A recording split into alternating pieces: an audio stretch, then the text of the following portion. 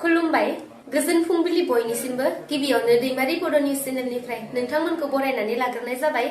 दिनै आं गोदान भिडिअ लानानै फैलायबाय। मिजिंथियो नोंथांमोना आंनि भिडिअखौ जोबजासिम नायलांगोन। थांनाय 12 नभेम्बर खालारखालि उत्तर प्रदेश रायजोनि उत्तरकाशनि सिलकियाराव टानेला गब्र'नायनि जाहोनाव सा 41 सुबुंफोरा टानेल सिङावनो नांथानानै थानाया दिनैसिम 11 सान जालांबाय। नाथाय दिनैसिमबो बिथांमोनखौ रैखाथियै दिहुननो हानाय जायाखै। नाथाय बेनि गेजेरावनो मोनसे मोजां खौरां मोननो हादों। रैखाथि खालामग्रा हानजा एनडीआरएफ आरो एसडीआरएफ हानजानि गोब्राब थैथां नाजानायाव मैया फुंबिलि समनि 3:30 6 इन्सिनि मोनसे लहानि पाइप सोहरनो हायो आरो बिनि गेजेरजों गंसे केमेराबो सोहरनो हायो, जेराव हा सिङाव नांथानानै थानाय गासैबो सुबुंफोरखौ केमेरानि गेजेरजों नुनो मोननाय जादों। रैखाथि बिफाननि बेबादि जाफुंसार जानो हानाया हा सिङाव नांथानानै थानाय सुबुंफोरनि थाखाय जोबोर खुसिनि बाथ्रा, मानोना दा बिथांमोना गावसोरखौ रैखाथि हानजाया जेरैखि जायाब्लाबो रैखा खालामगोन बेखौ गोसोआव फोथायनानै बोलो मोननो हादों। हा सिङाव नांथानानै थानाय सुबुंफोरनो सिगां दै पाइपनि दारै गोरान जाग्रा मुवाखौसो दैथायहरनाय जादोंमोन, नाथाय दा गोदान 6 इन्सिनि पाइपनि दारै संनाय मुवा जेरै खिचिरि आरो सयाबिन बायदि जाग्रा आदारखौ दैथायहरनाय जादों। बिथांमोनखौ रैखा खालामनो थाखाय दायो रैखाथि हानजाया गासै 4 प्लान खालामनानै हाखौ जावनाय खामानिखौ जागायबाय होननानै मिन्थिना मोन्दों। मोनथिबावनो हानाय बादिब्ला हा सिङाव नांथानानै थानाय कक्राझार जिल्लानि सानै बर' मावथि रामप्रसाद नार्जारि आरो सन्जय बसुमतारिखौ बिटिआरनि गाहाय प्रमोद बर'नि मदद होनायाव मैया गंनैबो नखरनि सोद्रोमाफोरा खौरां लानो उत्तरकाशीसिम दावबायलांबाय। बिहार रायजोनि माधेपुरायाव मोनसे गिख्रंथाव गारिनि जाब्रबथाय जादों, जेराव 4 सुबुङा गारिजों सौजानानै 2 सुबुङा जायगायावनो अबथिरा जिउ खहा जायो। जाथायनि सोमोन्दै मोनथिनो मोननाय बादिब्ला बिहार रायजोनि माधेपुरानि डीएम थामहिनबा डिस्ट्रिक्ट मेजिस्ट्रेटनि इनोभा गारि सालायग्रा ड्राइभारा डीएम बिजय प्रकाश मीनानि गारिखौ माधेपुरा जिल्लानि माधबनि ओनसोलनि फुलपरास होननाय जायगायाव गोबां गोख्रैथिजों राजालामा फारसे सालायलांगासिनो दंमोन। नाथाय राजालामानि जिं फारसे डिभाइडाराव खामानि मावबाय थानाय सुबुंफोरखौ गोबां गोख्रैथिजों फैनानै होख्रेमो, जायनि जाहोनाव 27 बोसोरनि बिमा आरो 4 बोसोरनि उन्दै फिसाया जायगायावनो जिउ गोमायो। गुबुन फारसेथिं 2 खामानि मावग्रा सुबुंफोराबो गोब्राबथार जोखोम जायो, जायखौ साखाथियाव थानाय देहा फाहामसालियाव दैथायहरनाय जायो। बे जाथायनि उनाव जाथायसालियाव गोबां सुबुंफोरा जमा जायो आरो डीएमनि गारिखौ जोबथेनानै लायो। डीएमनि गारिनिफ्राय गोबां बेगफोर मोननो हानाय जादों, नाथाय बे गारि जाब्रबथाय समाव डीएम बिजय प्रकाश मीना बिथाङा गारियाव गैयामोन। बिथांनि ड्राइभारा हारसिङैसो बे गारिखौ सालायदोंमोन। माधेपुरानि हान्थामेला बिफाना फोरमायना होनाय बादिब्ला डीएमनि इनोभा गारिया थांनाय 4 बोसोर सिगांनिफ्रायनो इन्सुरेन्स फेलमोन। दा बे जाथायनि सायाव नायबिजिरगासिनो दं। नाथाय बे जाथायखौ नुनो मोननाय सुबुंफोरा फोरमायनाय बादिब्ला गारि एक्सिडेन्ट जानाय समाव डीएमआ गावनो गारि सिङाव दङमोन आरो बिथांजों लोगोसे सासे ड्राइभार, सासे बडीगार्ड आरो सासे हिनजावसाबो दंमोन, जायखौ जाथाय जानायनि उनाव सिनाय मोनै सुबुंफोरा बाइकजों फैनानै लानानै थाङो। दा बे जाथायखौ लानानै माधेपुरा पुलिस बिफाना नायबिजिरगासिनो दं। नायबिजिरखांनायनि उनावसो बिनि रोखा खौरांखौ मोननो हागोन। बर' हारिनि लाइमोन सिख्लाफोरा थारैनो मा लामाजों आगान सुरलांगासिनो दं? माब्लाबा गुबुन हारिनि सेंग्राफोरजों खारखोमालांनाय, माब्लाबा समाजारि बेरेखा खामानिजों लोब्बा थानाय आरो माब्लाबा गावखौनो फोथैना लानाय। बेबादिनो मोनसे दुखुनांथाव जाथाया जानानै थाङो समबारखालि हरनि समाव। सासे बर' फरायसुलिया गावनि जिउखौ अबथिरायै फोजोबना लादों। सनितपुर जिल्लानि सिङाव थानाय राङापारा 1 नं थाराबिल गामिनि सिन्ता स्वर्गियारिनि बाथि फिसाजो 17 बोसोर बैसोनि साथिमा स्वर्गियारिया गोदोनायाव दौलें लगायनानै गावखौनो अबथिरा जिउ फोजोबनानै लायो। साथिमा स्वर्गियारिया बालिपारायाव थानाय गावनि थानाय खथा सिङावनो दौलें लगायनानै गावखौ फोथैयो। मोनथिनो मोननाय बादिब्ला बियो तेजपुर दरं कलेजाव हायार सेकेन्डारि फार्स्ट इयाराव फरायोमोन।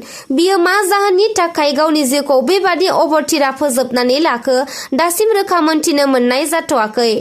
मैया क'क्राझार मेडिकेल कलेज एन्ड हस्पिटालाव सस्ते सेवा उत्सवजों लोब्बा लाखिनानै डिस्ट्रिक्ट लेभेल अरियेन्टेसन हाबाफारियाव फरायसालिमानि MBBS फरायसाफोर आरो फोरोंगिरिफोरजों मोनसे सावरायलायनाय हाबाफारि लादोंमोन।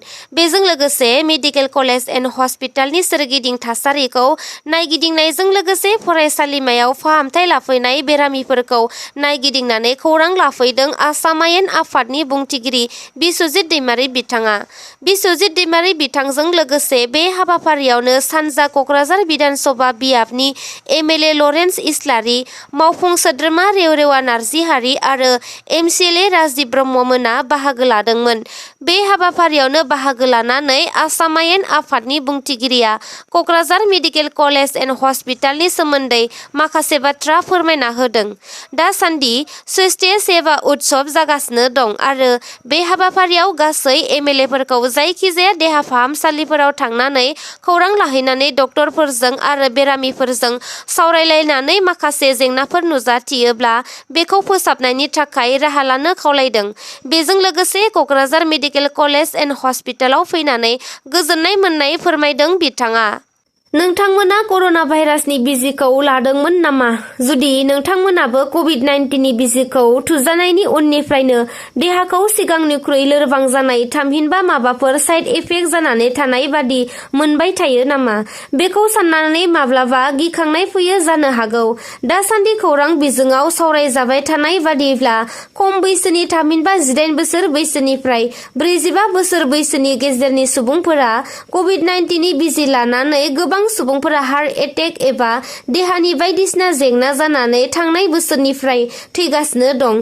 बे सावरायजानायखौ लानानै इन्डियान काउन्सिल अफ मेडिकेल रिसार्चआ 729 कभिड-19 नि बिजि लानायनि बोसोरावनो थैनाय सुबुंफोरनि देहाखौ कभिड-19 बिजि लानायनि थाखायनो थैदों नामा होननानै नायबिजिरनाय जायो। नाथाय इन्डियान काउन्सिल अफ मेडिकेल रिसार्चआ रोखा फोरमायना होयो दि बिसोर कभिड-19 नि बिजि लानायनि थाखाय थैयाखै। बिसोर थैनायनि गुबै जाहोनफोरानो जादों गोबां जौ सेरेब लोंनाय, गोबां वर्कआउट खालामनाय, जिमाव गोबां सम थानाय आरो जिउ खुंनाय थासारिखौ सोलायनाय बायदिनि थाखायसो थैदों।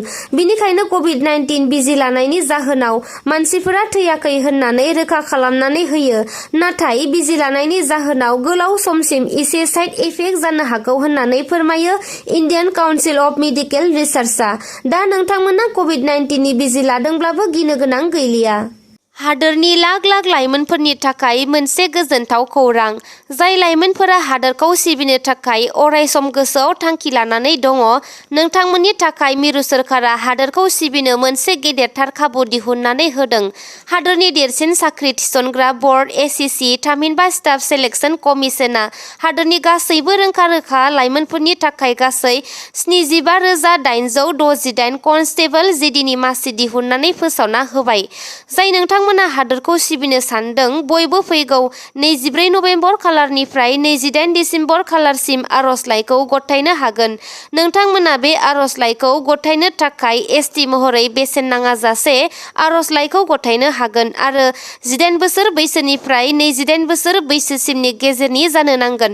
SECआ गासै मोन8 बिफानाव बे 75,768 मासिफोरखौ दिहुननानै फोसावना होनाय जादों, जेराव BSFआव गासै 27,875, CISFआव 8,598, CRPFआव 25,427, SSBआव 5,278, ITBPआव 3,006, आसाम राइफलआव 4,776, SSFआव 583 आरो NIAआव गासै 225 मासि दं। बेफोर मासिनि थाखाय नोंथांमोननि फरायनाया 10 थाखोल' उथ्रिसारनाय जाब्लानो आर'जलाइ गथायनो हागोन आरो गिबियाव बेनि आनजादा फैगौ फेब्रुवारि दानाव कम्पिउटार बेस्ड टेस्ट सुंदयै CBT सुफुंजागोन।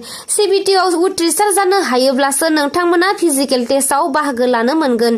बेनिखायनो जाय नोंथांमोना जानो गोनां आसामनि ADRE 2.0, आसाम पुलिस, आसाम कामान्डु आरो मिरुनि SEC JD बायदि आनजादफोरखौ मोजाङै फरायनानै लिरनो सानदोंब्ला बे भिडिअनि डिसक्रिपसनाव WhatsApp ग्रुपनि मोनसे लिंक होनाय दं। जाय नोंथांमोना गोसो ग्रुपआव जइन जानो हागोन। बे WhatsApp WhatsApp ग्रुपआव नोंथांमोना GK, history, reasoning, maths, English, sports, culture, writer आरो इम्पर्टेन्ट डेट्स बायदि बायदिनि सोंनाय आरो फिननायनि PDF मोननो हागोन। बिनिखायनो जाय नोंथांमोना गोसो ग्रुपआव जइन जानानै ला। नोंथांमोना गुरमीत राम रहिम सिंहखौ बयबो सिनायखायो जानो हागौ। बिथाङा गोलाव समनिफ्रायनो जिनाहारि खालामनाय आरो मानसि बुथारनायनि दायाव हारियानानि रोहतकनि सुनारिया जेलाव जिउ जोबजासिमनि जेलनि साजाखौ बारहोगासिनो दं। नाथाय देराचा सौदानि लिडार राम रहिम बिथाङा राजस्थान बिधान सभा बिसायख'थिनि सिगां 21 साननि थाखाय जेलनिफ्राय उदां जाबाय। बिथाङा जिउ जोबजासिम जोबथेसालिनि साजा मोनदोंब्लाबो 30 दाननि गेजेराव बे खनसेजों गासै 8 खेब जेलनिफ्राय उदां जानानै जेलनिफ्राय बायजोआव फैनो हादों। मानोना राजस्थाननि रायजो सोरखारनि अनसायनाय दं बिथांनि सायाव। बर' हारिनि थाखाय गोजोनथाव आरो बाख्नायजाथाव रादाब। फैबाय थानाय आइजोफोरनि 28थि नेशनेल फुटबल चेम्पियनशिप 2023 आरो 2024 मायथाइयाव उदालगुरि जिल्लानि 3 बर' फिसाफोराबो आसामनि जानानै गेलेनो थाखाय सायख'जानो हादों। कर्नाटकनि बेंगालराव खुंफुंनो नागिरनाय 28थि आइजोफोरनि नेशनेल फुटबल चेम्पियनशिप 2023-2024 मायथाइयाव जानो गोनां जोलुर बादायलायनायाव गेलेनो थाखाय सायख'जानो हानाय 3 बर' फिसाफोरनि मुंफोरा जादों मनालिसा बर', उदांस्रि नार्जारि आरो प्रतिमा बर'। नोंथांमोना आंनि भिडिअखौ नायनानै मोजां मोनदोंब्ला अन्नानै लाइक, शेयार, कमेन्ट आरो साबस्क्राइब खालामनानै होदो। एसेनोसै, गोजोन्थों।